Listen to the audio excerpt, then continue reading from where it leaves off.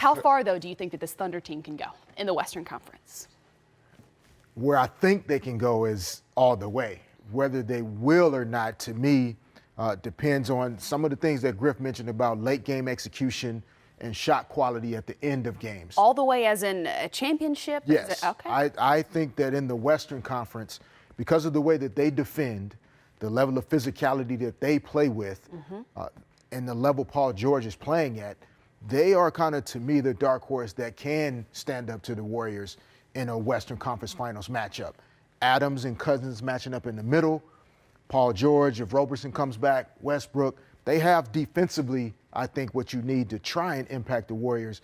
But the execution and the shot quality offensively is what may hold them back to not get over that hump. Yeah, and I think Schroeder's been so critical for them in terms of what he's been able to give them. You know, people don't talk about this. First of all, I think Paul George is the most underrated superstar in our league, and I really don't think it's close. I think he's the most underrated by miles. Wow. And this is a guy that when we played Indiana in the playoffs, and Paul George was really their only focal point offensive player. Right. Every time he had the ball, we thought he was making a basket. Every time he touched it late in some of those games, it didn't matter if LeBron was on him. It didn't matter who was on him.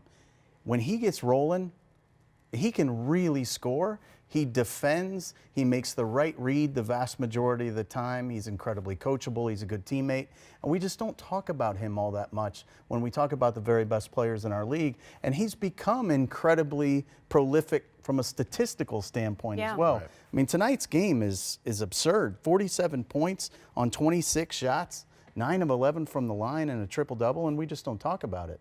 And I think when you look at the Schroeder acquisition, you look at what they did in successfully recruiting and retaining Paul George, they took their tax exposure down by $70 million from where it was entering the summer, or rather after Paul decided to stay.